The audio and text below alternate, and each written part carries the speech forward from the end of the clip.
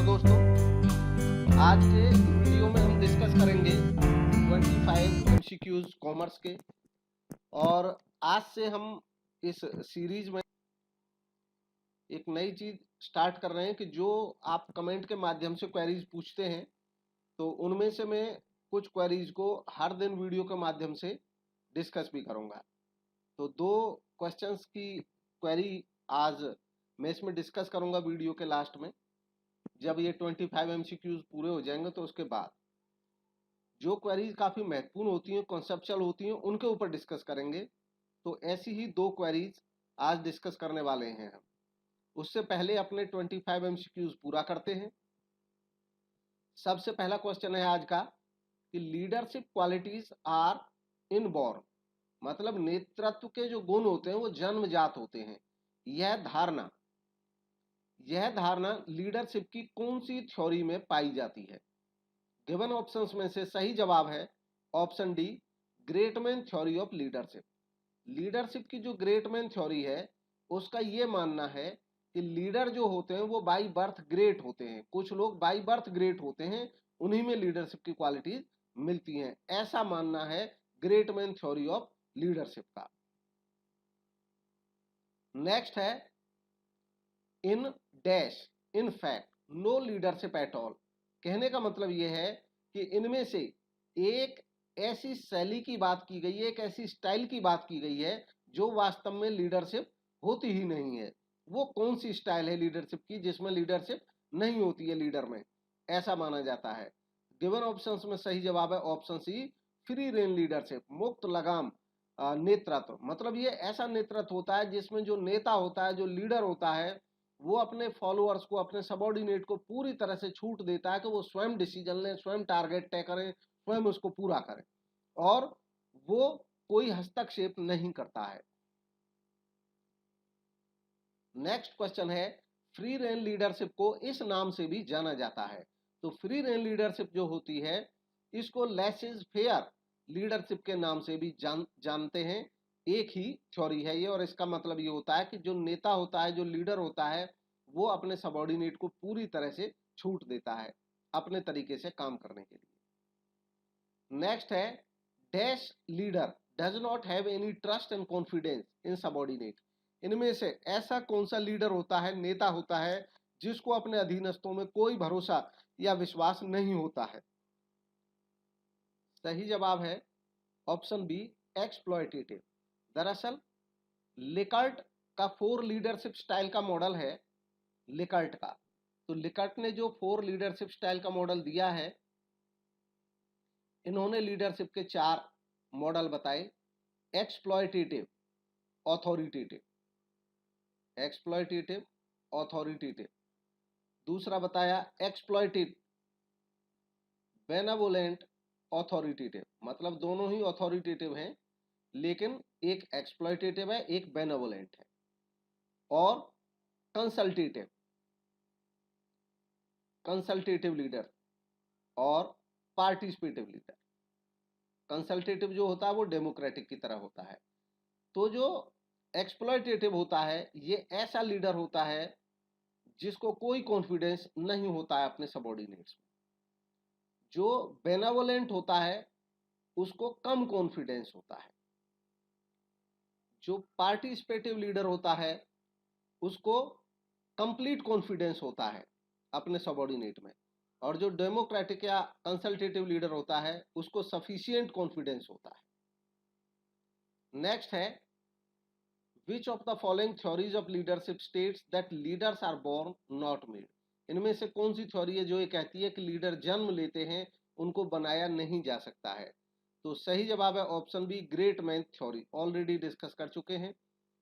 Next है 3 managerial skills, technical, human, conceptual. ये किस थिंकर ने दिए हैं? तो गिवन ऑप्शन में से सही जवाब है option D, professor cards. Professor Robert cards ने आइडेंटिफाई किए 3 क्रिटिकल स्किल सेट एक सक्सेसफुल लीडर के लिए कि ये होना ही चाहिए एक लीडर में। तो इनका मानना है लीडर में टेक्निकल स्किल्स होने चाहिए, लीडर में ह्यूमन स्किल्स होने चाहिए, लीडर में कॉन्सेप्चुअल स्किल्स होने चाहिए। नेक्स्ट है managerial grid style of leadership was propounded bye. Managerial grid style leadership की किसने प्रोपाउंड की, किसने बनाई? तो गिवन ऑप्शन में सही जवाब है option A, Robert Black and John Jane Morton. Next है, in system one Likert suggested that leaders have. अब लिकर्ट ने अपना सिस्टम दिया है जो लीडरशिप का, उसमें जो सिस्टम वन है वो किस टाइप के लीडर की बात करता है? तो गिवन ऑप्शन में सही जवाब है option C, no confidence and trust in subordinate. जो सिस्टम वन है वो बात करता है कि कोई कॉन्फिडेंस या ट्रस्ट नहीं है सबऑर्डिनेट्स में, यानी कि एक्सप्लॉयटेटिव लीडरशिप। नेक्स्ट है, कंटिजेंसी अप्रोच टू लीडरशिप। ये किसने दी है? लीडरशिप की कंटिजेंसी अप्रोच देने वाले थिंकर कौन है? सही जवाब है ऑप्शन ए, फीडलर। फीडलर जो है उन्होंने दी है कंटिजेंसी मॉडल दिया है, फ्रेड एडवर्ड फीडलर ने। Next, management role approach developed by. Management role approach किसके द्वारा दिया गया है? सही जवाब है option C, Henry Mintzberg. Next है, consider the following leadership styles. अब कुछ लीडरशिप की स्टाइल बताई गई है, ये स्टाइल्स बताई गई है और हमें पूछा गया है क्वेश्चन में कि select the 4 styles of leadership explained by P Hershey and के ब्लैंचार्ड। तो पी हर्से और के ब्लैंचार्ड ने कौन कौन से लीडरशिप के स्टाइल बताए हैं, उनको इनमें से चयन करना है, उनका चुनाव करना है और फिर इनमें से ए बी सी डी में से सही का आपको जवाब देना है। तो गिवन ऑप्शन में से जो सही जवाब है वो है ऑप्शन सी। ऑप्शन सी इसका सही जवाब है। ऑप्शन सी के अकॉर्डिंग देखेंगे तो हर्से और ब्लैंचार्ड ने लीडरशिप की 4 स्टाइल बताई हैं और वो 4 स्टाइल्स हैं, टेलिंग। टेलिंग लीडरशिप स्टाइल होती है जो लीडर बताता है लोगों को क्या करना है। इसके बाद होती है सेलिंग। सेलिंग लीडरशिप स्टाइल जो होती है वो लोगों को, इसमें लीडर ज्यादा इन्वॉल्व होता है और अपने आइडियाज को सेल करता है अपने ग्रुप मेंबर्स को। इसके बाद पार्टिसिपेटिंग लीडरशिप। पार्टिसिपेटिंग लीडर जो होता है वो पार्टिसिपेट करता है, यानी कि एक्टिव रोल प्ले करता है, डायरेक्शन कम देता है, रोल प्ले ज्यादा करता है साथ में। और नेक्स्ट होती है डेलीगेटिंग। डेलीगेटिंग लीडरशिप जो होती है, ये यहाँ पे गलत लिखा हुआ है, इसका हिंदी मीनिंग ये निंदा करना नहीं है। डेलीगेटिंग यानी कि भारार्पण करना, अपना काम सौंपना। डेलीगेटिंग जो लीडरशिप होता है वो अपना काम पूरी तरह से छोड़ देता है ग्रुप मेंबर्स पे कि वो अपने तरीके से इसको करेंगे। नेक्स्ट है, in managerial grid developed by Black and Morton. Black and Morton ने मैनेजरियल ग्रिड अप्रोच दिया है लीडरशिप की। इसमें एक manager who is highly related with production, जो प्रोडक्शन से ज्यादा रिलेटेड है but little concern for people, लेकिन लोगों के लिए कम कंसर्न है उसको, इज नोन एज, उसको किस टाइप का लीडर कहा जाता है? गिवन ऑप्शन में सही जवाब है ऑप्शन सी, उसको 9-1 मैनेजमेंट स्टाइल कहा जाता है लीडरशिप की। दरअसल मैनेजरियल ग्रिड जो है ब्लैक एंड मॉर्टन ने दिया है वो इस चीज पे डिपेंड करता है, उसमें 2 एक्सेस हैं दरअसल, और जो बेस एक्सेस है उस पे वो लेके चलते हैं कंसर्न फॉर प्रोडक्शन, यानी कि प्रोडक्शन के लिए ज्यादा कंसर्न है कोई लीडर। और जो वाई एक्सेस है ये जो है ये कंसर्न फॉर पीपल, यानी कि लोगों के लिए ज्यादा कंसर्न है कोई व्यक्ति। तो अब इस पे 1 to लेकर 9 तक है यहाँ पे, और ऐसे ही इसमें भी 1 to लेकर 9 तक है। एक मैनेजर, अब ये कहते हैं कि अगर कोई मैनेजर बहुत ज्यादा कंसर्न है प्रोडक्शन के प्रति, तो प्रोडक्शन यानी कि टॉप पे यहाँ हो गया, 9 तक पहुंच गया। और लोगों के लिए कम कंसर्न है, यानी कि लोगों के लिए कम कंसर्न है तो केवल उसको कम कंसर्न का मतलब 1 इसको मिनिमम मान लिया है कंसर्न, तो ऐसे लीडर को कहा जाएगा 9-1 लीडर। 9-1 लीडर इस तरीके का लीडर होता है जो प्रोडक्शन के लिए बहुत ज्यादा कंसर्न होता है, चिंता करता है, लेकिन लोगों के वेलफेयर के प्रति कम कंसर्न होता है। इसका उलट होता है 1-9 लीडर जो होता है वो इसका जस्ट उलट होता है, वो लोगों के प्रति बहुत ज्यादा संजीदा होता है जबकि प्रोडक्शन के प्रति कम कंसर्न होता है। इसी तरीके से इसमें ये अलग अलग शैलीज हैं। 9-9 मैनेजमेंट वो होता है जो लोगों के प्रति और प्रोडक्शन के प्रति दोनों के प्रति ही बहुत ज्यादा कंसर्न होता है। और 1-1 मैनेजर उसको कहा जाता है जो लोगों के प्रति भी और प्रोडक्शन के प्रति भी बहुत कम कंसर्न होता है। और इसमें एक मिडिल होता है जिसको 5-5 कहते हैं, वो प्रोडक्शन के प्रति भी मीडियम जैसा और लोगों के प्रति भी मीडियम जैसा कंसर्न रखता है। तो इस तरह लीडरशिप की स्टाइल मैनेजरियल ग्रिड में बताई गई है। नेक्स्ट है according to Hersey and Blanchard situational approach. Hersey and Blanchard की जो सिचुएशनल अप्रोच है उसके according participating style of leadership इनमें से किसको बताता है? का सही जवाब है option C, low task and high relationship oriented. दरअसल यहाँ पे जो पार्टिसिपेटिंग लीडर होता है वो ये सोचता है इसके जो एम्प्लॉइज होते हैं वो अपने काम करने में तो एक्सपीरियंस्ड होते हैं, इसलिए टास्क पे उतना ध्यान नहीं देता है, बट उनमें कॉन्फिडेंस की कमी होती है, तो हाई रिलेशनशिप उनके साथ मेंटेन करता है कॉन्फिडेंस बढ़ाने के लिए। नेक्स्ट है path goal theory of leadership was developed by. Path goal theory leadership की देने वाले कौन है? गिवन ऑप्शन में सही जवाब है option B, Robert House. Robert House ने दी है पाथ गोल थ्योरी। नेक्स्ट है एक contingency theory that focuses on followers readiness. एक कंटिजेंसी थ्योरी जो फोकस करती है फॉलोअर्स के रेडीनेस पे, उससे रिलेटेड कौन सा स्टेटमेंट, कौन सी थ्योरी है वो जिसके बारे में बात हो रही है? तो गिवन ऑप्शन में सही जवाब है ऑप्शन है सिचुएशनल लीडरशिप थ्योरी। एक कंटिजेंसी थ्योरी है जो लोगों के रेडीनेस पे फोकस करती है। नेक्स्ट है transformational leaders are. Transformational leader जो होते हैं वो किस टाइप के लीडर होते हैं? तो सही जवाब है option C, inspirational leader. Transformational leader वो लीडर होते हैं जो बड़े बदलाव लाते हैं, ऐसे लीडर इंस्पिरेशनल होते हैं, लोगों के लिए प्रेरणा होते हैं। नेक्स्ट है meningeal grid model of leadership. ये डेवलप किया गया था किसके द्वारा? तो क्वेश्चन कई दफे आ चुका है, ये option A, Blake and Mouton के द्वारा। कंटिजेंसी अप्रोच ऑफ लीडरशिप ये डेवलप की थी किसने? तो सही जवाब है ऑप्शन ए, फीडलर। ये भी कई दफे आ चुका है। Free rein leadership means, free rein leadership का मतलब क्या है? गिवन ऑप्शन में से सही जवाब है option C, complete delegation of authority. पूरी तरह से डेलीगेट करना अपनी अथॉरिटी को, यानी कि पूरी तरह से अपनी जिम्मेदारी, अपने काम को सौंपना अपने सबॉर्डिनेट्स को। नेक्स्ट है the leadership style which is based on consultation with his group is called. ऐसी लीडरशिप स्टाइल जो बेस्ड है ग्रुप के साथ कंसल्टेशन पे, यानी कि लीडर कंसल्ट करता है हर चीज को ग्रुप के साथ। तो सही जवाब है ऑप्शन बी, डेमोक्रेटिक स्टाइल कहा जाता है इसको। नेक्स्ट है a leader who takes decision after having discussion with his subordinate. एक लीडर जो डिसीजन तब लेता है जब अपने सबऑर्डिनेट के साथ डिस्कस कर लेता है, तो किस टाइप का लीडर होता है? सही जवाब है option C, democratic leader. Next, why any money should be spent at all by a manager, this narrative is question in the. इस क्वेश्चन में पूछा ये गया है, इस पे कभी क्वेरी भी आ चुकी है किसी की, तो मैं फिर से यहाँ पे डिस्कस करूंगा इसको। व्हाई एनी मनी मतलब ये एक स्टेटमेंट है जो ये कह रहा है कि एक नैरेटिव है कि कोई भी पैसा अगर मैनेजर ने खर्च किया है तो क्यों खर्च किया, मतलब हर एक अमाउंट जो खर्च की जा रही है उसके पीछे एक लॉजिक होना, प्रॉपर लॉजिक होना, ये इनमें से किस थ्योरी से रिलेटेड है, ये पूछा गया है इस क्वेश्चन में। तो सही जवाब है option C, zero based budgeting.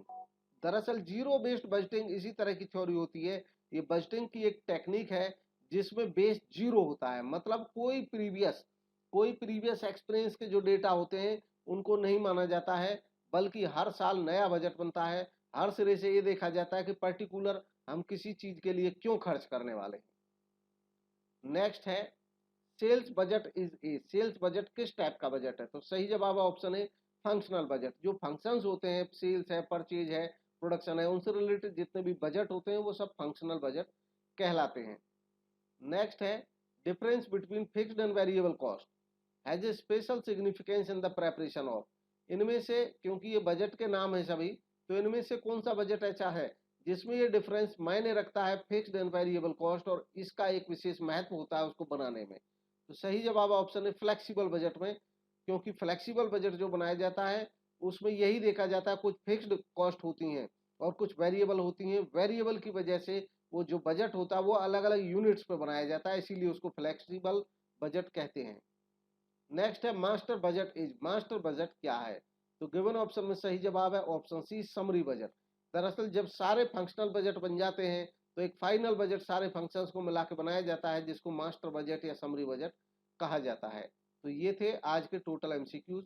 और अब बात करते हैं 2 क्वेरीज की जो पूछी गई हैं, उनको डिस्कस करेंगे अब। तो पहले देखते हैं क्वेरी है क्या।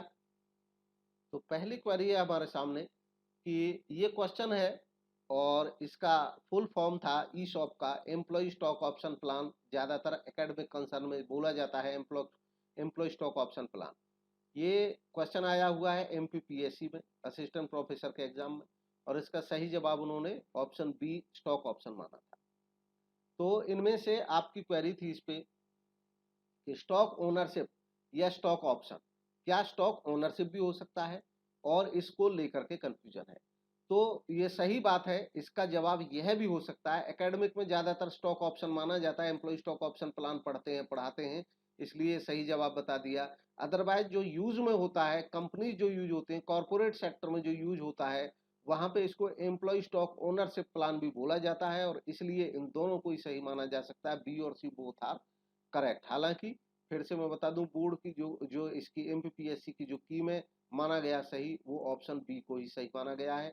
ऐसे भी इसको एकेडमिक में ज्यादातर एम्प्लॉय स्टॉक ऑप्शन प्लान बोला जाता है, व्यवहार में एम्प्लॉय स्टॉक ओनरशिप भी बोला जाता है। तो कायदे से तो ऐसे क्वेश्चन होने नहीं चाहिए, बट फिर भी ऐसे क्वेश्चंस आते हैं कभी कभी।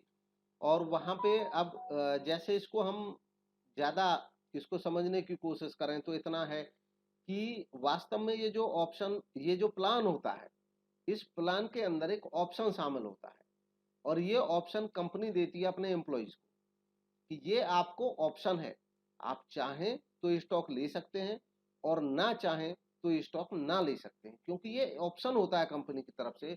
इसलिए ऑप्शन एकेडमिकली ज्यादा अच्छा वर्ड माना जाता है, और इसलिए जब दोनों ऑप्शन इस तरीके से हो हमारे सामने, स्टॉक ऑप्शन स्टॉक ओनरशिप, तो बी के साथ ही मैं जाना चाहूंगा।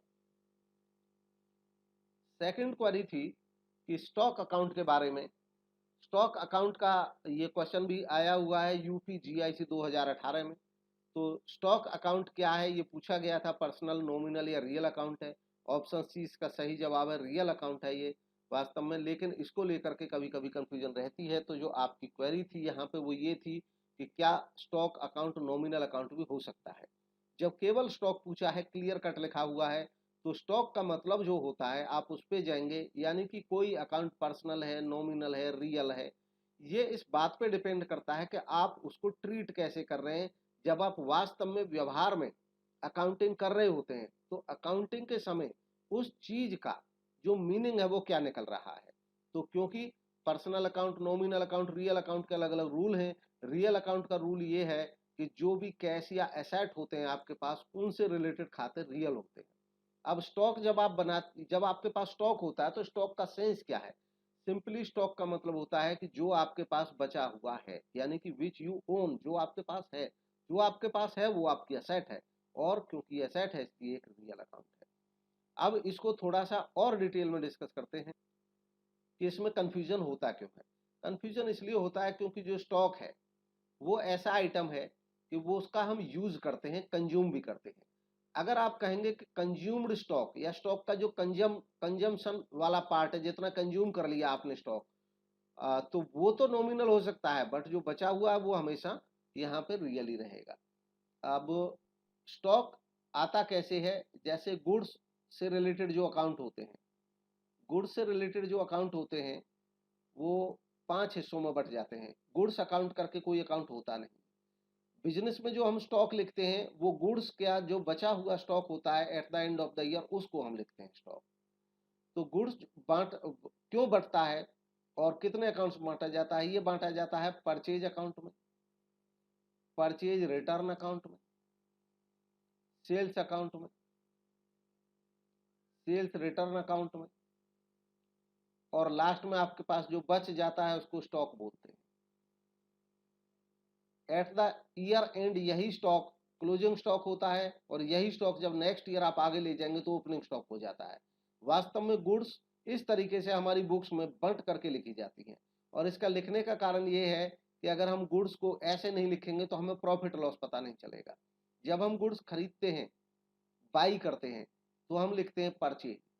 जब ये परचेज की हुई गुड्स वापस होती है तो परचेज रिटर्न।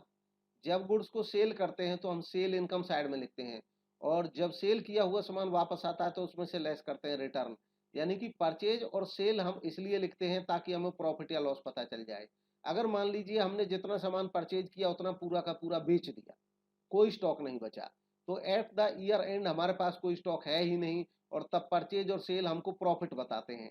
इस कारण से परचेज और सेल अकाउंट जब सिंपली हमसे पूछे जाते हैं तो इसका जवाब नॉमिनल रहता है। बट अगर हमने जितना सामान परचेज किया है उसमें से कुछ सामान बच गया एट द ईयर एंड, तो वो स्टॉक कहलाएगा, वो बचा हुआ सामान। और जो बचा हुआ सामान है स्टॉक, वो आपकी एसेट है, वो हमेशा एक रियल अकाउंट रहेगा जिसको आप बैलेंस शीट में शो करते हैं। तो ये था आज का डिस्कशन। कमेंट के माध्यम से बताएं वीडियो आपको कैसा लगा। अच्छा लगा तो लाइक जरूर करें और चैनल को सब्सक्राइब करें। अब इसको हम कोशिश करेंगे आगे इसको डेली प्रैक्टिस में लाने की, कि जो क्वेरीज आया करेंगे हमारे पास उनको हम कमेंट के माध्यम से जो क्वेरी आएंगी उनको भी हम शामिल किया करेंगे और हर दिन कुछ क्वेरीज को डिस्कस किया करेंगे। Thank you for watching.